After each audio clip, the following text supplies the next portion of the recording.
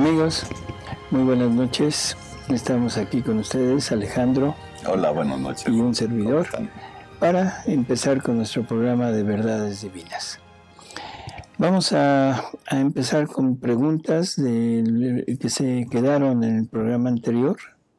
Y vamos a ver, Alejandro, si nos haces favor. Sí, dice Sofi. Doctor, en la actividad que se llevará a cabo en el mundo entero, organizado por Mater Fátima, ¿podemos participar en la Divina Voluntad? Es este jueves 4 de abril. Por supuesto. O sea, no hay ninguna cosa de por qué no, al contrario. Pero participar y a participar poniendo en actividad a la Divina Voluntad. Y ahí podemos abarcar a todas las almas, a toda la familia humana, a todos aquellos que no quisieron participar, ya sea voluntariamente, o todos aquellos que ni siquiera se enteraron, ¿no? Y podemos hacer un momento de oración a nombre de toda la familia humana para ofrecerla con las mismas intenciones con las que se va a ofrecer esto. Dice Lulú, entonces también se le debe reparar a la Santísima Virgen por ser corredentora y por todas las ofensas y desprecio de algunas personas que no la aceptan ni quieren. Claro. O sea, la Virgen ha participado, la Virgen ha ido llevando a cabo toda esa labor de concurrir y de sufrir junto con su Hijo, y todo hacia nosotros, ¿no? O sea, por nosotros, para nosotros. Así que es totalmente necesario, justo, el corresponderle a ella y el reparar todas las ofensas y todos los actos que se han cometido en contra de ella. Dice Liz, doctor, el alma víctima somos los que hacemos la Divina Voluntad, pero si uno se ofrece como alma víctima, ¿hay alguna diferencia? Bueno, es que hasta antes de la Divina Voluntad, o sea, y todavía en la actualidad, hay almas que Jesús ha escogido para ser almas víctima y que ellas voluntariamente han aceptado y se ponen a sufrir, a participar de los sufrimientos de Jesús, permitiéndole a Él seguir sufriendo en ellas. Pero esto es en la parte, como diríamos, exterior. O sea, los sufrimientos de los flagelos, de la coronación de espinas, de los golpes, de los clavos. Ese era el ofrecimiento de un alma como víctima. Ahora, en la Divina Voluntad hemos hablado que se trata de repetir en nosotros la vida de Jesús. Que los actos de Jesús que llevó a cabo estando aquí en la tierra se van a poner y a mover en cada acto nuestro. Por lo tanto, en cada acto nuestro donde yo le dé muerte a la voluntad humana, le dé muerte al acto de la voluntad humana, ahí la Divina Voluntad pone un acto de ella, y en ese acto se está llevando a cabo todo lo que Jesús vivió aquí. Ese acto ya me convierte prácticamente en participante de lo mismo que Jesús hizo, pero va aunado al sufrimiento y a la crucifixión que yo hago de mi propia voluntad.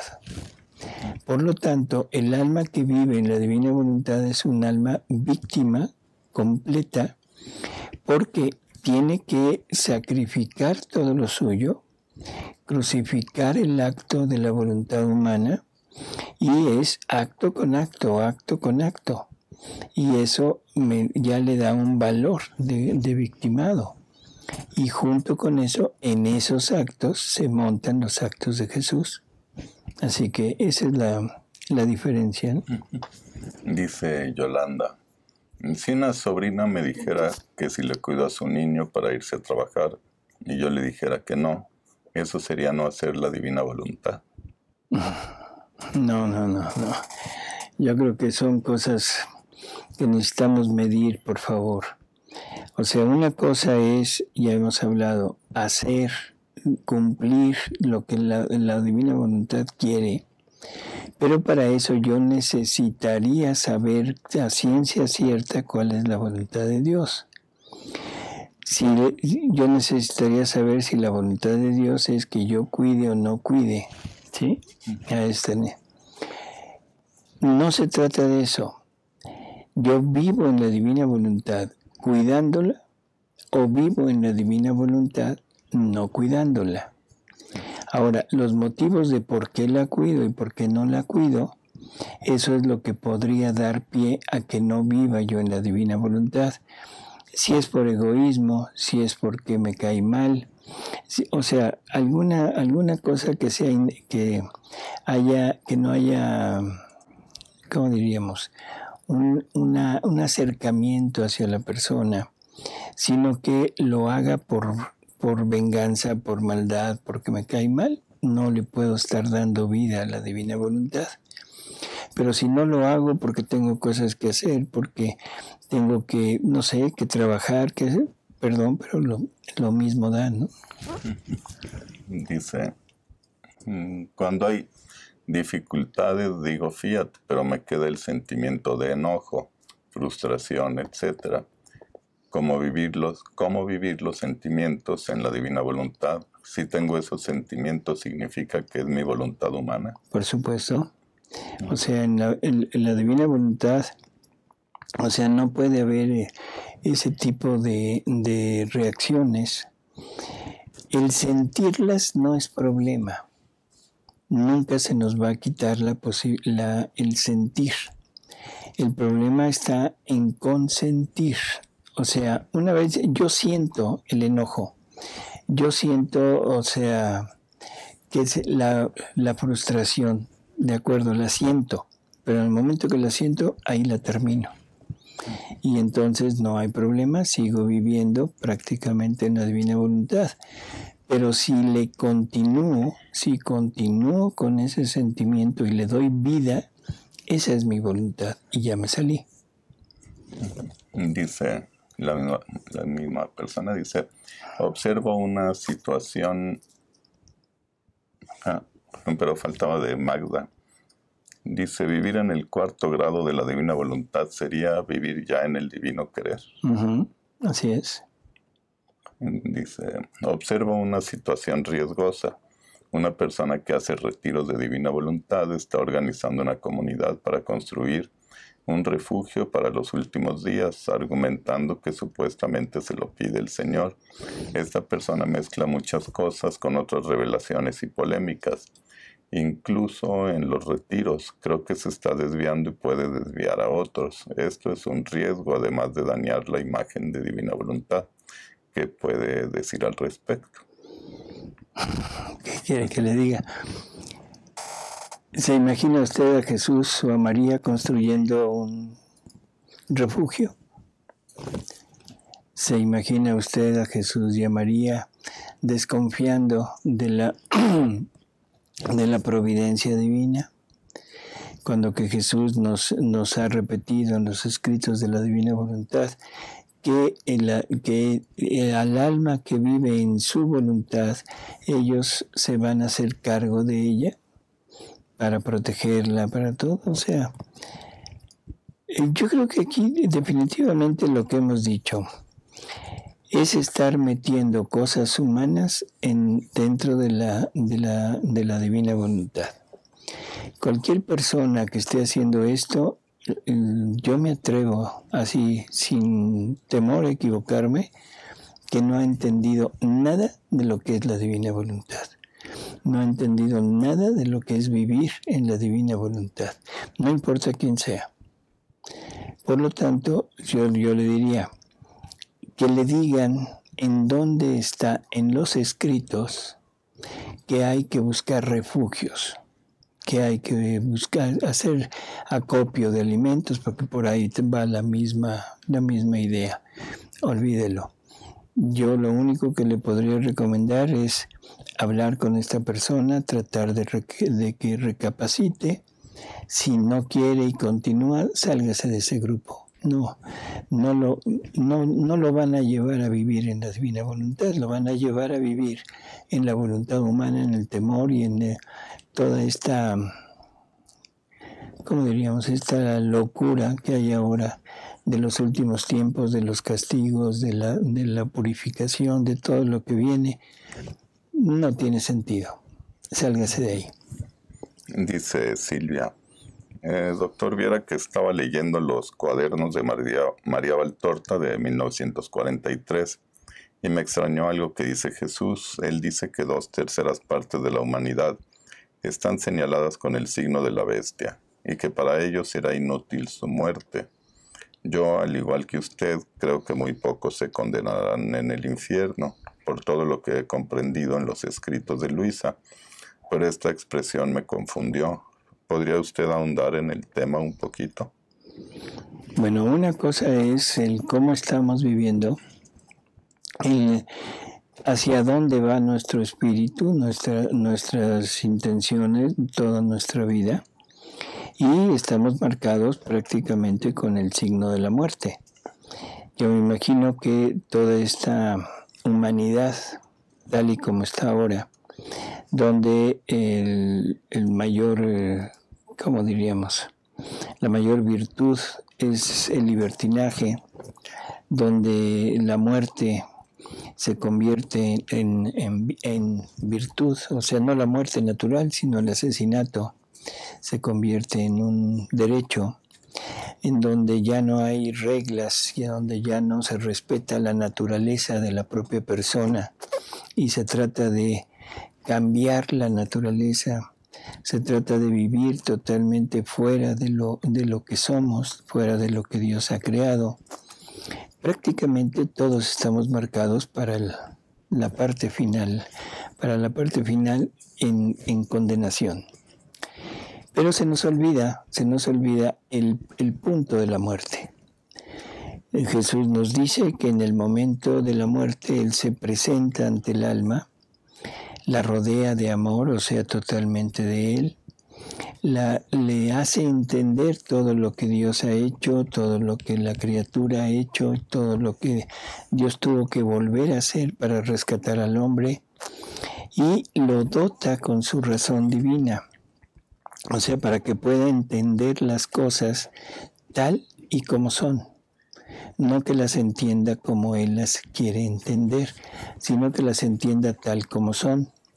Por lo tanto, en ese momento es el último punto, el último instante en que la criatura puede reaccionar y recapacitar.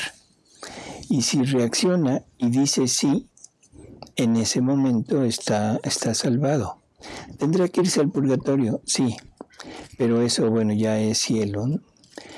Aquí la cosa es que nunca sabremos cómo muere una persona. Siempre nos quedará la duda de si dijo sí o dijo no. Pero el amor de Dios, su sacrificio a través de su humanidad, o sea, de Jesús, tiene un valor incalculable. Entonces, no sé, yo creo que, cuando menos le puedo decir, no se condenan todos los que parece que serían dignos de condenación.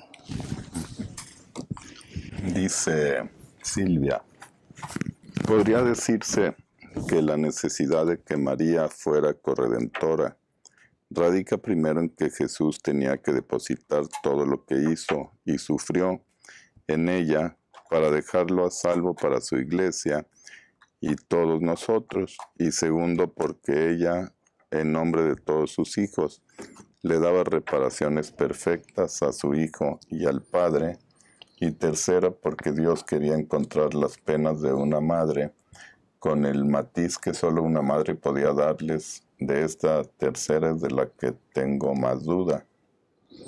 Bueno, yo pienso que todo lo que usted está diciendo es real, pero el punto principal que yo veo es que, teniendo la misma vida, no pueden eximirse de participar de los mismos actos y de las mismas consecuencias de los mismos sucesos. Esto es como la Trinidad. O sea, en la Trinidad cada una de las personas tiene su obra personal, pero eso no quiere decir que las otras dos personas no concurran dentro de la obra que están haciendo. Jesús, el Verbo eterno, o sea, su obra es la redención.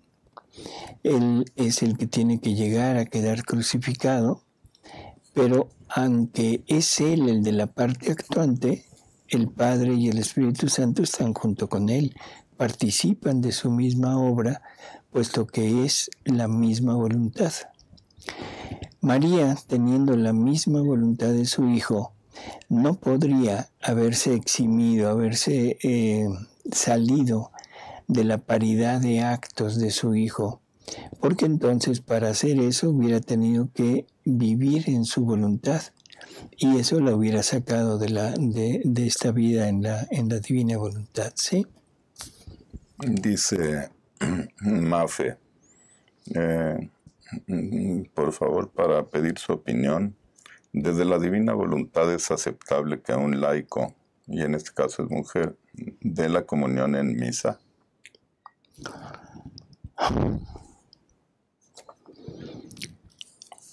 Le voy a contestar de una manera dentro de la iglesia, ¿sí? Donde la iglesia acepte determinadas prácticas, Jesús le dio la capacidad de atar o desatar cosas en la tierra. Eso es lo que la iglesia hace, es lo que la iglesia permite. Si la iglesia lo permite, está bien. Ahora, ¿qué hago yo? Bueno, yo puedo tener, hay personas que tienen cierta reticencia a recibir la comunión de un ministro y sobre todo de un ministro que fuera mujer. Bueno, pues simplemente no la recibo y la recibo del sacerdote. O sea, pero en términos generales hay que entender que si la iglesia lo autoriza, Jesús lo acepta. Y algo que es todavía más importante, en los cuadernos de Valtorta, que creo que es en el cuaderno del 43, hay un escrito donde Jesús incluso como que alaba a las personas que dan la comunión. Pero repito, esto ya es totalmente aparte de lo que la iglesia ha declarado y totalmente aparte de lo que yo como persona voy a hacer. Esa lectura de Valtorta creo que es el 19 de julio o 12 de julio, por ahí más o menos si la quieren buscar. En el 43, ¿verdad?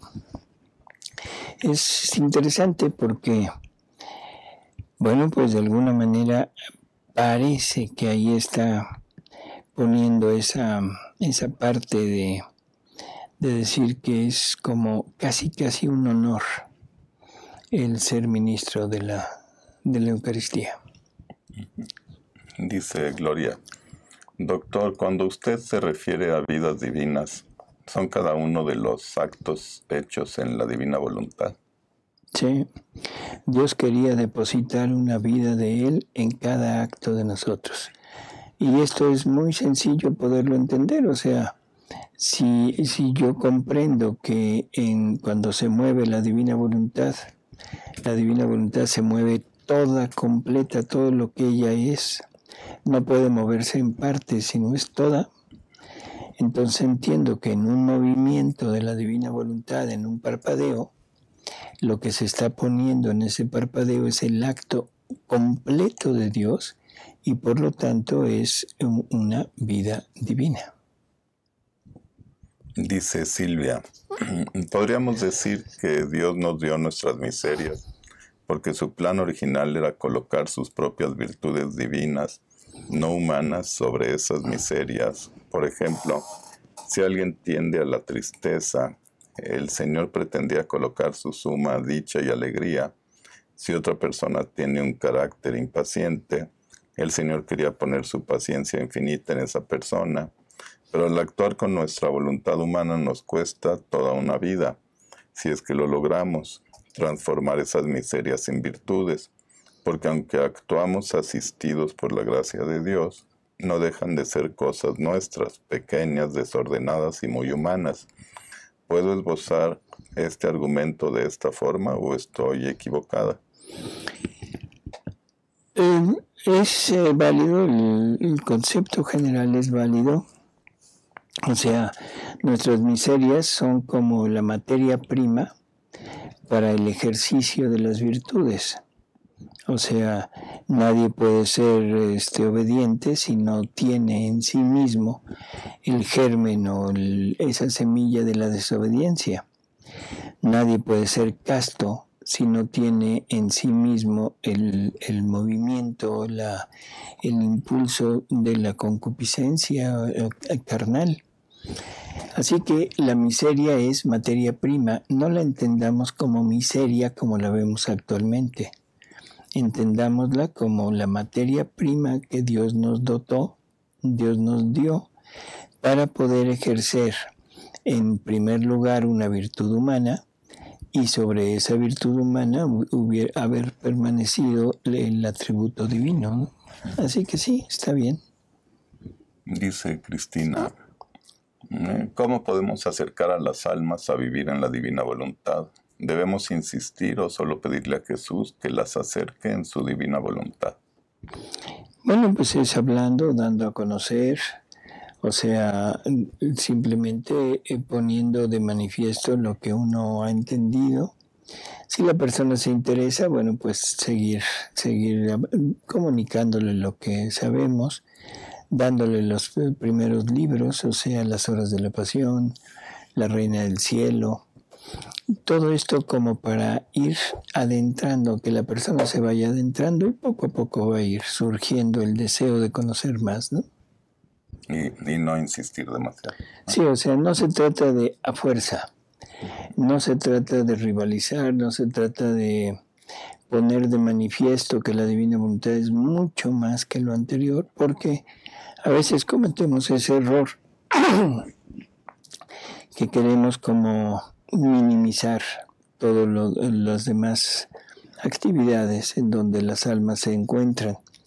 Y eso generalmente genera malestar, genera cierta duda y por lo general no se acepta esto. Sí, Jesús en la lectura dice, cuando alguien se te oponga, no derroches mis obras, porque tú no sabes qué plan tengo yo para esa persona, algo así, ¿no? No sabes si pienso sacar más fruto más adelante en otra época que se convierta, pues. No conocemos esos planes, ¿verdad? Así es. Dice Silvia, entendiendo el sufrimiento como un movimiento de la voluntad, queriendo lo que no es y no queriendo lo que es, podríamos decir que Jesús sufrirá eternamente por las almas condenadas en el infierno. Lo que podemos decir es que, a ver, aquí hay algo que es importante. En el momento, mientras la persona está viva, mientras el alma está en vida aquí en este mundo, Jesús tiene la esperanza de poder conquistarla. Entonces ofrece todo el sufrimiento, todo lo que sea necesario para poderla sacar. Cuando llega el momento de la muerte, el momento en que esa criatura muere, si continuó en su rechazo y continuó en su negativa hacia Dios, definitivamente Dios ya no tiene nada que hacer con ella. Y aquí hay algo que no nos va a gustar, es lo que voy a decir. Dios ama no a la criatura, sino ama lo que puso de Él en la criatura. Por lo tanto, si una vez que la criatura desecha todo, rechaza todo y continúa en esa decisión hasta el final, esa criatura ya no quiere nada con Jesús, ya no quiere nada con Dios, Dios ya no tiene por qué seguirla amando. Jesús ya no tiene por qué seguir sufriendo por ella. Ahora tiene lo que Él había decidido para aquella criatura, lo tiene con Él. O sea, esa vida divina regresa a Él. Y regresa a Él, vivida por nuestra Madre Santísima, vivida por Luisa, y vivida también por todas las almas que van a vivir en la divina voluntad. Aparte, hay una lectura en donde dice Jesús que los tiempos no terminarán hasta que las criaturas tomen todo lo que Él decidió sacar de sí. Podríamos pensar que esto quiere decir que va a venir más otras criaturas que tomarán aquello. Yo sé que esto en algunas personas genera mucha controversia y se oponen, pero creo que la mejor muestra es Adán. Adán, o sea, renuncia a lo que se le había dado, al encargo que tenía. Claro, era en la formación del reino, pero de todas maneras es válido. Y entonces tiene que venir otra persona a hacerse cargo de ese trabajo, y esa otra persona es Luisa. Así que en Luisa, Adán tiene cumplida su misión, y se lo dice Adán a Luisa, que dice: bendito Dios que ha decidido ya sacar a la criatura que viene a cumplir lo que yo no quise cumplir, algo así. Entonces, sufrirá eternamente. Mientras la criatura esté en vida, sí, porque Él desea que esa criatura regrese. En el momento en el que ya no esté en vida, en ese momento Dios no desea cosas inútiles. Y una cosa inútil sería desear que esa criatura regresara cuando que ya no se puede. Dice Silvia, ¿cómo podríamos entender ese versículo que dice, sufriendo aprendió a obedecer? Esto a la luz de la divina voluntad. Bueno, entiéndalo exactamente como dice. Estamos hablando de una manifestación a lo humano de una vivencia a lo divino. O sea, la vivencia a lo divino es Jesús quiere venir a sufrir. Jesús quiere venir, quiere sufrir, quiere ser crucificado, todo lo que le hicieron es voluntad de Él. Ahora, eso se interpreta como obediencia al Padre. De alguna manera, el Padre es el que decidió toda esta obra de redención, pero la decide con la voluntad de los tres. Por lo tanto, los tres tienen la misma intención, tienen las mismas ideas, los mismos deseos, vamos a decirlo así. Así que Jesús en el morir, y esto por favor nada más hay que leer las horas de la pasión, en ese momento Él está llevando a cabo lo que Él quiere sufrir. Sin embargo, bueno, se pone como que sufriendo se aprendió a obedecer o a ser obediente, ¿no? Pero repito, es una manera de ponerlo. Y lo que es en modo humano, pero se manifiesta lo que es en modo divino. Dice Cristina, ¿cómo ponemos los actos de Jesús en nosotros? ¿Me lo puede explicar? Porque no me queda claro aún. ¿Debo de unirme a algún momento de la vida de Jesús o cómo?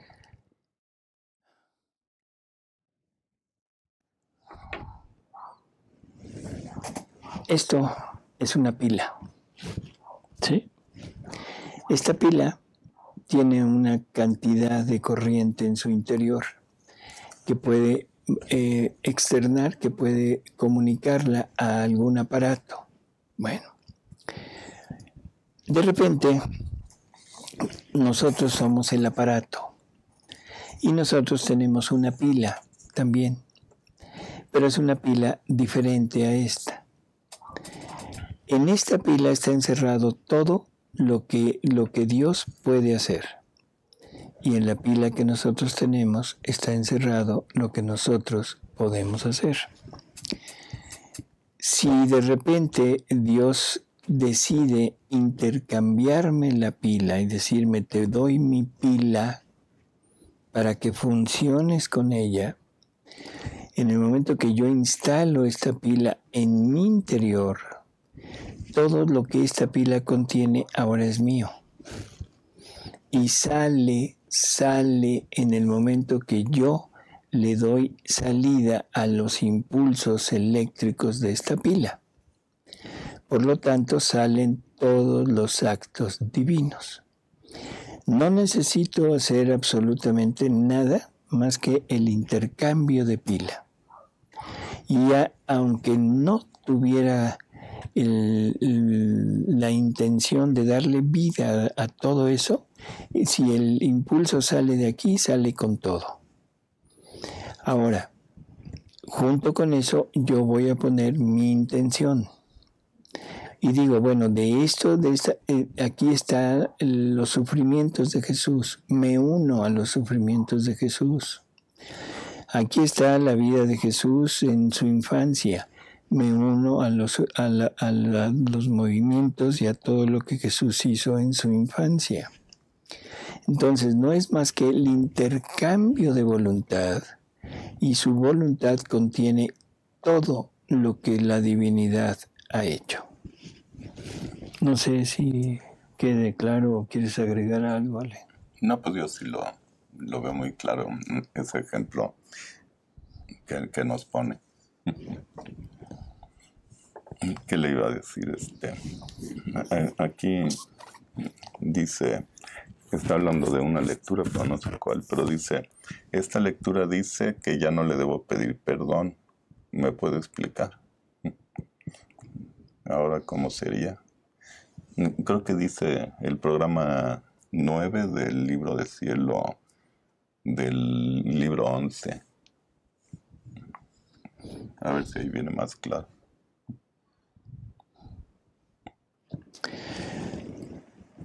Quizá a lo que se refiere es que hemos dicho que en esta temporada estamos muy acostumbrados a pedir perdón y a pedir misericordia. Y acudimos a la iglesia, acudimos en la presencia de Jesús y le pedimos que nos perdone por todo lo que le hicimos. Lo que hemos dicho es que si vemos un crucifijo es la imagen perfecta del perdón. O sea, está totalmente inmóvil, no puede hacer nada, ¿no? Está clavado, está con todas sus llagas abiertas esperándonos, y todo eso es la imagen del perdón y la imagen de la misericordia. Pero está ahí en la cruz por nosotros, porque nosotros lo llevamos a la cruz por nuestros actos, por nuestra vida, y continuará en la cruz por todo lo que yo sigo haciendo en mi vida. Sigo pecando, sigo siendo el mismo de siempre. Por lo tanto, Jesús continuará en la cruz. O sea, ¿por qué? Porque yo sigo poniéndolo ahí. Entonces, cuando yo llego a pedir perdón, Cristo, me va a decir, ¿y qué perdón quieres que te dé? Ya te lo di todo. Aquí estoy, veme. Estoy totalmente a tu disposición. Perdóname tú, porque tú eres la que me tienes todavía aquí. Bájame de la cruz. ¿Cómo bájame de la cruz? No llegues y me quites los clavos. Deja de pecar. Deja de vivir separada de mí, que eso es lo que me tiene aquí. Pero eso es lo que no queremos hacer. No me basta ir y decir perdóname, porque siento que con eso puedo acallar un poco mis remordimientos, ya pedí perdón. Pero disculpen, el perdón lo hemos recibido en cada confesión que hemos practicado en la vida. Y sin embargo seguimos confesándonos, seguimos pecando. Por lo tanto, seguimos poniendo a Jesús en la cruz. Quizá eso es a lo que usted se refiera.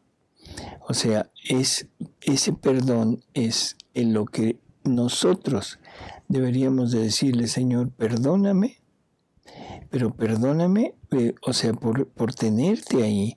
Ahora yo te vengo a perdonar, ya no pagues por mí, ya no sufras por mí, bájate de la cruz porque ya no voy a volver a pecar. Dice Araceli, tengo mucho trabajo como ama de casa, la limpieza de mi casa, la comida, atender a mis hijas y mi esposo. Y muchas veces no puedo ni rezar, me quedo dormida y no sé si estoy viviendo en divina voluntad.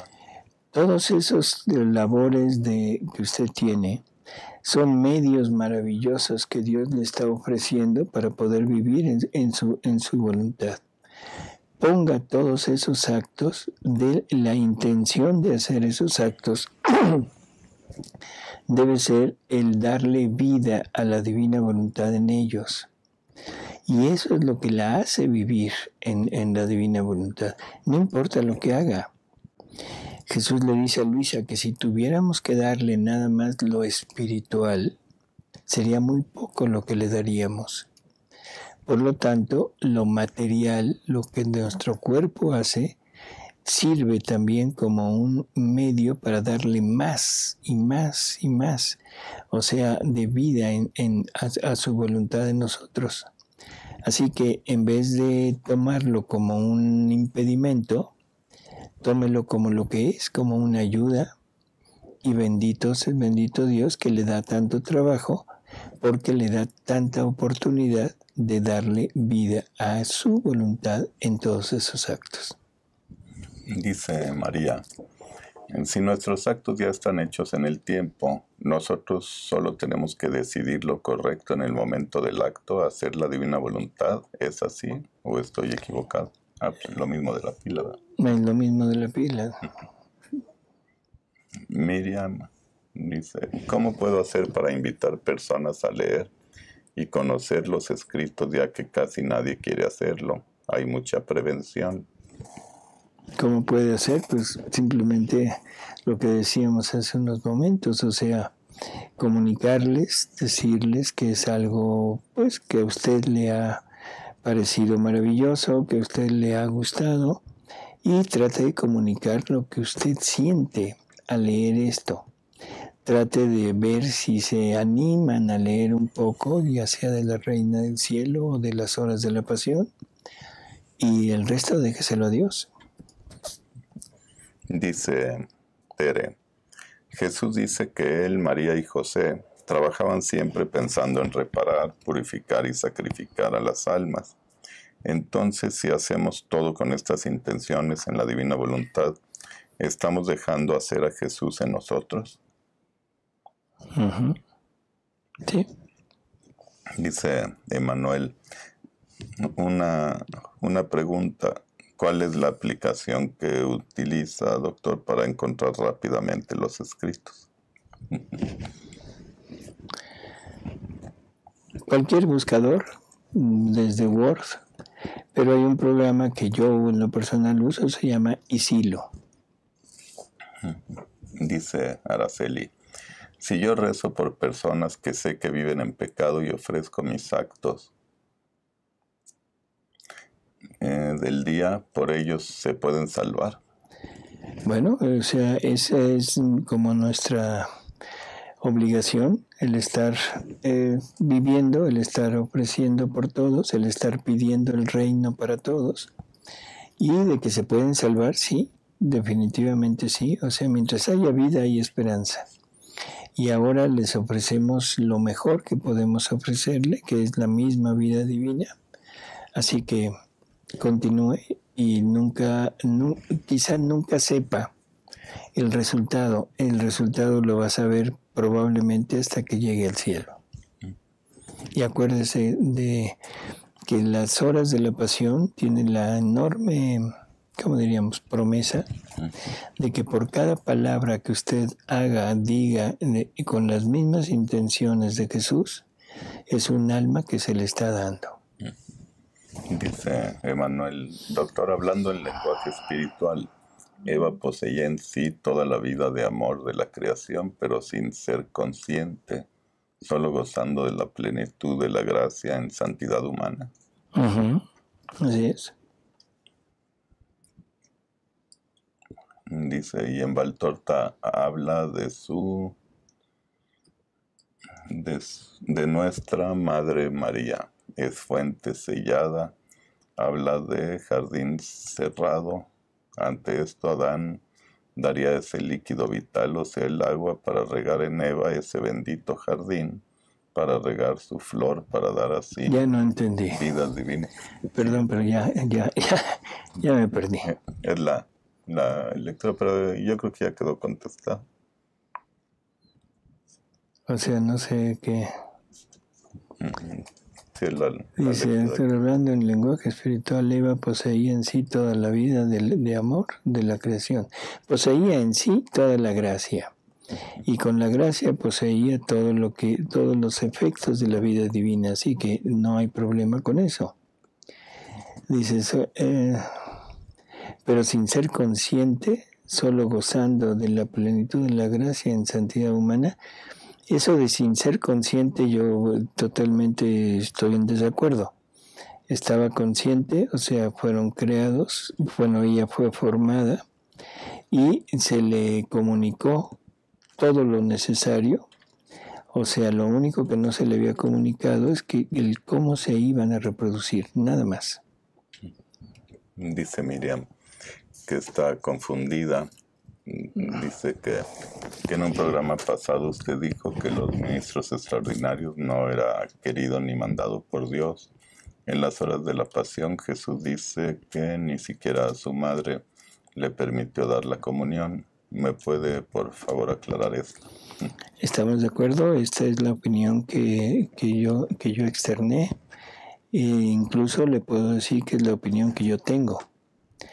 Lo que estoy hablando ahorita es, primero, la iglesia, a Jesús le da la potestad, el poder a la iglesia de atar o desatar cosas en la tierra, y él en el cielo, o sea, lo dará por hecho. Dice, lo que ates en la tierra quedará atado en el cielo, y lo que desates en la tierra quedará desatado en el cielo.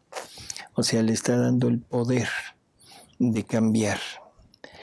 Entonces, si la iglesia autoriza algo, aunque a Jesús no le guste, perdón por la forma en que lo digo, pero aunque Jesús estuviera un poco en desacuerdo, Jesús respeta la libertad que le dio a la iglesia y lo pone como bueno. Ahora, eso no quiere decir que sea la voluntad de Dios. Dios tiene una voluntad que es permisiva, recuerden eso. Entonces, dentro de la voluntad permisiva, o sea, la iglesia puede hacer este tipo de cambios, sí, no hay problema. Ahora, de eso a que sea voluntad de Él, a que Él quiera que se lleve a cabo, hay una enorme distancia. O sea, es como la separación de un matrimonio. Jesús le dice que nada separe lo que Dios ha unido. Nada. Y entonces, en el diálogo con los fariseos, todos le dice, es que Moisés le dio el poder, el libelo de repudio. Y entonces Jesús dice esto, se los dio por la dureza de su corazón, pero en el principio no fue así. Ahí me está aclarando como decir, yo lo acepto porque esto es una permisión que he dado, pero no es mi voluntad. Ahora, si ya está esto puesto, ha habido muchas revelaciones en donde María habla y dice que no toquen a su hijo con las manos. Bueno, eso lo está hablando probablemente, que ahí ya no sé, para el que recibe. O sea, en el momento que alguien recibe la hostia en la mano y luego se la lleva a la boca. Pero en este último escrito que vimos, o sea, y esto lo vimos, yo lo vi hace, ¿qué serán? 15, 20 días. Sí, más o menos. O sea, es muy claro lo que Jesús está hablando y está diciendo que incluso, como dije, se deberían de sentir honrados. No vamos a discutir si es o no es, en fin, eso no hay problema. Lo que yo discuto es, la iglesia lo permite, yo lo acepto, pero no lo hago. La iglesia lo permite, yo lo acepto, pero no lo hago. No me gusta recibir la comunión de parte de un ministro. Yo no soy quien pueda cambiar eso. No tengo la capacidad, no tengo nada como para poder hacer que la iglesia cambie o que cambie a lo que yo quiero. No sé si queda claro. Sí, pues. Entonces me voy a adecuar a lo que está sucediendo. Y lo que está sucediendo es eso. Yo veo que hay ministros, adelante, o sea, la iglesia lo permite. Pero yo no comulgo, no me gusta comulgar de un ministro. Sí. Las palabras que usa Jesús en esa lectura del libro de 1943, creo que es algo así como a mis hijos los que más me aman. Sí, no habla de ministro ni nada, dice mis hijos los que más me aman. Uh-huh. Es lo que dice. Y en las otras creo que dice que no quiere estar en manos pecadoras. Así es, o sea, yo lo pongo, yo recibir a Jesús en las manos definitivamente no.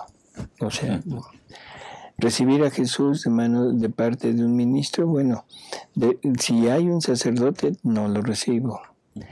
Si no hay otro modo, otro medio y es la única opción, bueno, pues ni modo. Pero definitivamente yo lo que hago es, vuelvo a repetirlo, no lo acepto para mí. Dice Jane, mi pregunta, si Dios es un solo acto y Él es un continuo presente, ¿quiere decir que en ese acto único ya estaría reinando la divina voluntad en todo y en todos? Así es. En el acto único de Dios está todo. Está la rebelión de Adán, están los pecados de todo el mundo, está la gloria de los santos y está el reino de su voluntad en toda plenitud. Que eso es uno de los grandes misterios que tenemos, ¿sí? Y es algo que Jesús dice, que el conocer y tener todo en un acto único es el más grande portento de ser Dios. Dice Flori, para iniciar a vivir en la divina voluntad, ¿es necesario iniciar por las virtudes para acostumbrar mi alma a negarme a mí misma y que Jesús me dé algún día el don de la divina voluntad? No. O sea, las virtudes son, ¿cómo diríamos? Es automático. En el momento que se vive en la divina voluntad, se están practicando, se están adquiriendo las virtudes. Si nosotros nos dedicamos a intentar llevar a cabo las virtudes, las estamos intentando llevándolo a cabo con nuestra voluntad. Entonces, lo único que me debe interesar de aquí en adelante es el darle vida a la divina voluntad en mis actos. Y entonces ya no hay problema. Porque si yo le estoy dando la intención de poner a la divina voluntad en mis actos, sin necesidad de estar atento a llevar a cabo la virtud, se está poniendo en práctica todas las virtudes. Dice Gloria, comprendo lo de la fusión de vida con Jesús como dos objetos de oro cuando se funden. ¿Las impurezas de mi vida las quita Jesús o yo con mi voluntad o es un trabajo de los dos? No, Jesús nos purifica totalmente.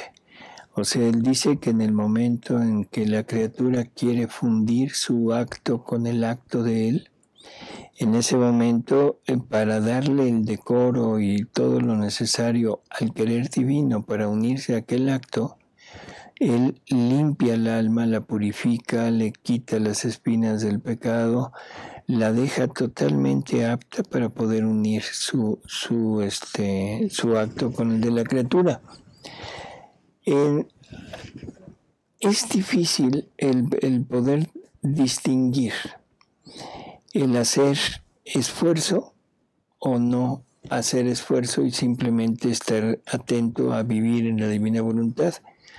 Pero yo creo que si lo ponemos que desde el punto de vista de yo quiero practicar las virtudes, la virtud se practica con la voluntad humana, no con la voluntad divina. Y los atributos divinos se practican con la voluntad divina. Entonces depende de qué voluntad sea la que yo tenga, es lo que va a dar por resultado en mi acto. Listo, a ver. Dice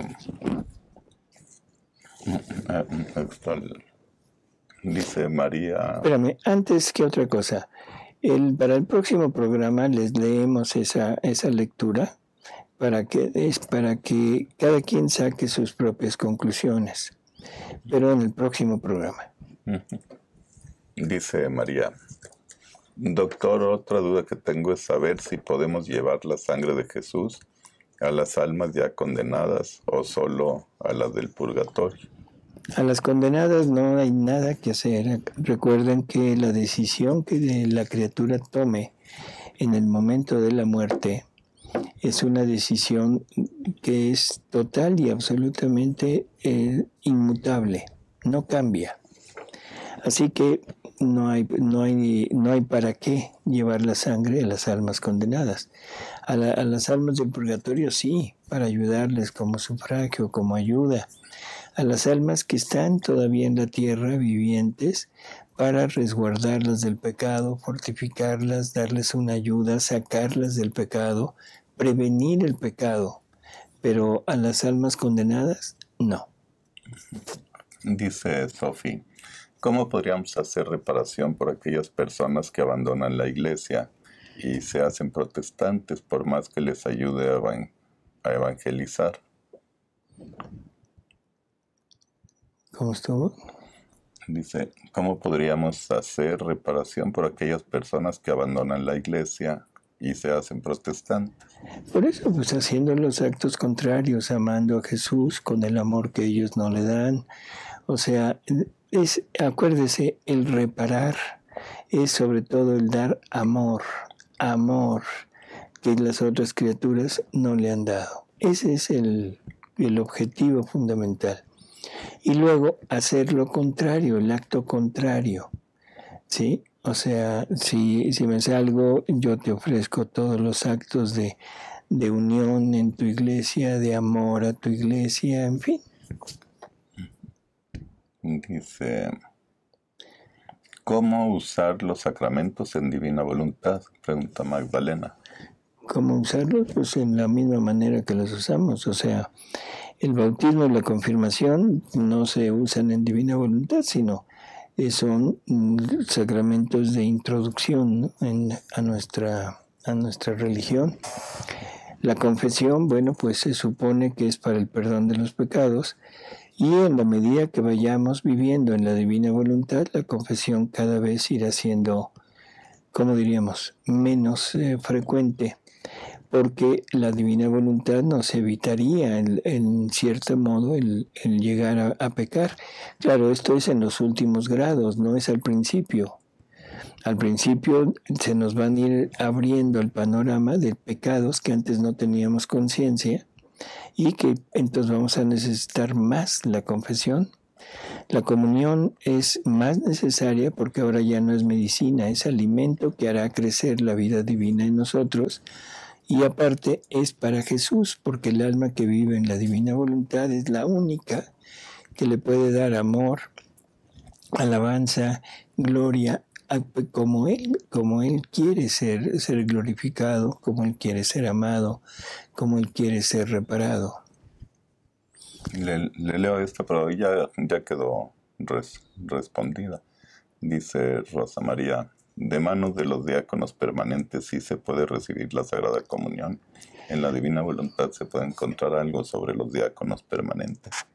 Por eso es una, ¿cómo diríamos? Algo menor, una ordenación menor, vamos a ponerlo así, de alguna manera. O sea, es un ministerio menor, pero ya está autorizado por la Iglesia. Igual que si vamos a entender que son ministros extraordinarios. La palabra extraordinario quiere decir para situaciones extraordinarias. Para ir a visitar a los enfermos. No tenemos sacerdotes suficientes como para poder cubrir las necesidades de nuestros hermanos que están enfermos o que están en riesgo de muerte. Ahí está perfecto el ministerio de los ministros extraordinarios. O sea, pero en una misa donde hay 20 personas formadas, no hay nada de extraordinario en eso. Entonces también hay que entenderlo así. Un diácono permanente ya es un diácono que puede incluso llevar a cabo algunos de los sacramentos, como sería el bautismo, puede llevar a cabo la liturgia de la palabra, o sea, en vez de una misa cuando no hay sacerdote, es otra cosa.